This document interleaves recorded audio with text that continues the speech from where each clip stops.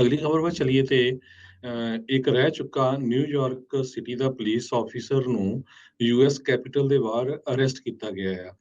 ਉਹਦੇ ਕੋਲ ਇੱਕ ਫੇਕ ਬੈਜ ਸੀ, ਬੀਬੀ ਗਨ ਸੀ, ਬੋਡੀ ਆਰਮਰ ਸੀ, ਹੋਰ ਐਮੂਨੀਸ਼ਨ ਤੇ ਹਾਈ ਕਪੈਸਿਟੀ ਮੈਗਜ਼ੀਨ ਸੀਗੇ। ਜਰੋਮੀ ਫਲਿਪੇ ਮਿਸ਼ੀਗਨ ਦਾ ਇਸ ਨੂੰ ਕੈਪੀਟਲ ਦੇ ਪੁਲਿਸ ਆਫੀਸਰ ਨੇ ਜਿਹੜਾ ਆ 2017 ਦੀ ਡੌਜ ਚਾਰਜਰ ਕਾਰ ਜਿਹੜੀ ਪਾਰਕ ਕੀਤੀ ਸੀ ਉਹਦੇ ਨਾਲ ਉੱਥੋਂ ਫੜਿਆ ਜਦੋਂ ਉਸ ਨੂੰ ਸ਼ੱਕ ਪਈ। ਫਲੀਪੇ ਨੇ ਕੈਪੀਟਲ ਪੁਲਿਸ ਆਫੀਸਰਸ ਨੂੰ ਇੱਕ ਫੇਕ ਬੈਜ ਜਿਹਦੇ ਵਿੱਚ ਡਿਪਾਰਟਮੈਂਟ ਆਫ ਇੰਟਰਪੋਲ ਲਿਖਿਆ ਹੋਇਆ ਸੀ ਉਹ ਦੱਸਿਆ। ਨਿਊਯਾਰਕ ਪੁਲਿਸ ਡਿਪਾਰਟਮੈਂਟ ਤੋਂ 2018 ਦੇ ਵਿੱਚ ਇਹ ਰਿਟਾਇਰ ਹੋ ਚੁੱਕਾ ਹੈਗਾ। ਐਕਸ-ਕਾਪ 53 ਸਾਲਾਂ ਦਾ ਜਰੋਮੀ ਫਲੀਪੇ ਫਲਿੰਟ ਮਿਸ਼ੀਗਨ ਦਾ ਰਹਿਣ ਵਾਲਾ ਹੈਗਾ। ਸੋ ਲੱਕਲੀ ਕਹਿੰਦੇ ਇੱਕ ਔਨ ਟਾਈਮ ਇਹਨੂੰ ਅਰੈਸਟ ਕਰ ਲਿਆ, ਕੋਈ ਅਣਸਕਾਮੀ ਘਟਨਾ ਨਹੀਂ ਤਾਂ ਵਾਪਰ ਸਕਦੀ ਸੀ। ਅਗਲੀ ਖਬਰ ਵੱਲ ਚਲੀਏ ਤੇ ਇੱਕ ਰਹਿ ਚੁੱਕਾ ਨਿਊਯਾਰਕ ਸਿਟੀ ਦਾ ਪੁਲਿਸ ਆਫੀਸਰ ਨੂੰ ਯੂਐਸ ਕੈਪੀਟਲ ਦੇ ਬਾਹਰ ਅਰੈਸਟ ਕੀਤਾ ਗਿਆ ਆ। ਉਹਦੇ ਕੋਲ ਇੱਕ ਫੇਕ ਬੈਜ ਸੀ, ਬੀਬੀ ਗਨ ਸੀ, ਬੋਡੀ ਆਰਮਰ ਸੀ, ਹੋਰ ਐਮੂਨੀਸ਼ਨ ਤੇ ਹਾਈ ਕਪੈਸਿਟੀ ਮੈਗਜ਼ੀਨ ਸੀਗੇ।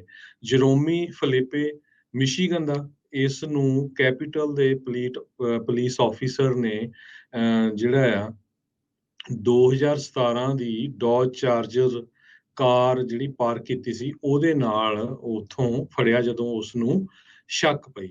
ਫਲੀਪੇ ਨੇ ਕੈਪੀਟਲ ਪੁਲਿਸ ਆਫੀਸਰਸ ਨੂੰ ਇੱਕ ਫੇਕ ਬੈਜ ਜਿਹਦੇ ਵਿੱਚ ਡਿਪਾਰਟਮੈਂਟ ਆਫ ਇੰਟਰਪੋਲ ਲਿਖਿਆ ਹੋਇਆ ਸੀ ਉਹ ਦੱਸਿਆ।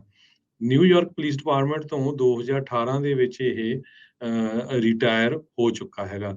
ਐਕਸ-ਕਾਪ 53 ਸਾਲਾਂ ਦਾ ਜਰੋਮੀ ਫਲੀਪੇ ਫਲਿੰਟ ਮਿਸ਼ੀਗਨ ਦਾ ਰਹਿਣ ਵਾਲਾ ਹੈਗਾ। ਸੋ ਲੱਕਲੀ ਕਹਿੰਦੇ ਇੱਕ ਔਨ ਟਾਈਮ ਇਹਨੂੰ ਅਰੈਸਟ ਕਰ ਲਿਆ, ਕੋਈ ਅਣਸਕਾਮੀ ਘਟਨਾ ਨਹੀਂ ਤਾਂ ਵਾਪਰ ਸਕਦੀ ਸੀ। ਅਗਲੀ ਖਬਰ ਵੱਲ ਚਲੀਏ ਤੇ ਇੱਕ ਰਹਿ ਚੁੱਕਾ ਨਿਊਯਾਰਕ ਸਿਟੀ ਦਾ ਪੁਲਿਸ ਆਫੀਸਰ ਨੂੰ ਯੂਐਸ ਕੈਪੀਟਲ ਦੇ ਬਾਹਰ ਅਰੈਸਟ ਕੀਤਾ ਗਿਆ ਆ। ਉਹਦੇ ਕੋਲ ਇੱਕ ਫੇਕ ਬੈਜ ਸੀ, ਬੀਬੀ ਗਨ ਸੀ, ਬੋਡੀ ਆਰਮਰ ਸੀ, ਹੋਰ ਐਮੂਨੀਸ਼ਨ ਤੇ ਹਾਈ ਕਪੈਸਿਟੀ ਮੈਗਜ਼ੀਨ ਸੀਗੇ। ਜਰੋਮੀ ਫਲਿਪੇ ਮਿਸ਼ੀਗਨ ਦਾ ਇਸ ਨੂੰ ਕੈਪੀਟਲ ਦੇ ਪੁਲਿਸ ਆਫੀਸਰ ਨੇ ਜਿਹੜਾ ਆ 2017 ਦੀ ਡੌਜ ਚਾਰਜਰ ਕਾਰ ਜਿਹੜੀ ਪਾਰਕ ਕੀਤੀ ਸੀ ਉਹਦੇ ਨਾਲ ਉੱਥੋਂ ਫੜਿਆ ਜਦੋਂ ਉਸ ਨੂੰ ਸ਼ੱਕ ਪਈ। ਫਲੀਪੇ ਨੇ ਕੈਪੀਟਲ ਪੁਲਿਸ ਆਫੀਸਰਸ ਨੂੰ ਇੱਕ ਫੇਕ ਬੈਜ ਜਿਹਦੇ ਵਿੱਚ ਡਿਪਾਰਟਮੈਂਟ ਆਫ ਇੰਟਰਪੋਲ ਲਿਖਿਆ ਹੋਇਆ ਸੀ ਉਹ ਦੱਸਿਆ। ਨਿਊਯਾਰਕ ਪੁਲਿਸ ਡਿਪਾਰਟਮੈਂਟ ਤੋਂ 2018 ਦੇ ਵਿੱਚ ਇਹ ਰਿਟਾਇਰ ਹੋ ਚੁੱਕਾ ਹੈਗਾ। ਐਕਸ-ਕਾਪ 53 ਸਾਲਾਂ ਦਾ ਜਰੋਮੀ ਫਲੀਪੇ ਫਲਿੰਟ ਮਿਸ਼ੀਗਨ ਦਾ ਰਹਿਣ ਵਾਲਾ ਹੈਗਾ।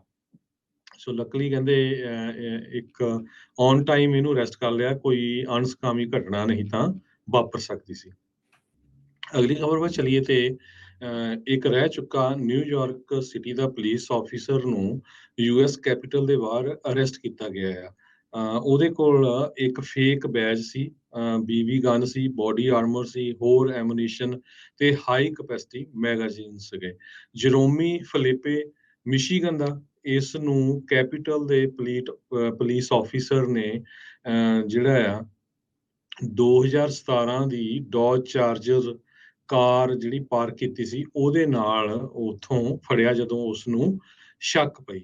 ਫਲੀਪੇ ਨੇ ਕੈਪੀਟਲ ਪੁਲਿਸ ਆਫੀਸਰਸ ਨੂੰ ਇੱਕ ਫੇਕ ਬੈਜ ਜਿਹਦੇ ਵਿੱਚ ਡਿਪਾਰਟਮੈਂਟ ਆਫ ਇੰਟਰਪੋਲ ਲਿਖਿਆ ਹੋਇਆ ਸੀ ਉਹ ਦੱਸਿਆ। ਨਿਊਯਾਰਕ ਪੁਲਿਸ ਡਿਪਾਰਟਮੈਂਟ ਤੋਂ 2018 ਦੇ ਵਿੱਚ ਇਹ ਰਿਟਾਇਰ ਹੋ ਚੁੱਕਾ ਹੈਗਾ। ਐਕਸ-ਕਾਪ 53 ਸਾਲਾਂ ਦਾ ਜਰੋਮੀ ਫਲੀਪੇ ਫਲਿੰਟ ਮਿਸ਼ੀਗਨ ਦਾ ਰਹਿਣ ਵਾਲਾ ਹੈਗਾ। ਸੋ ਲੱਕਲੀ ਕਹਿੰਦੇ ਇੱਕ ਔਨ ਟਾਈਮ ਇਹਨੂੰ ਅਰੈਸਟ ਕਰ ਲਿਆ, ਕੋਈ ਅਣਸਕਾਮੀ ਘਟਨਾ ਨਹੀਂ ਤਾਂ ਵਾਪਰ ਸਕਦੀ ਸੀ।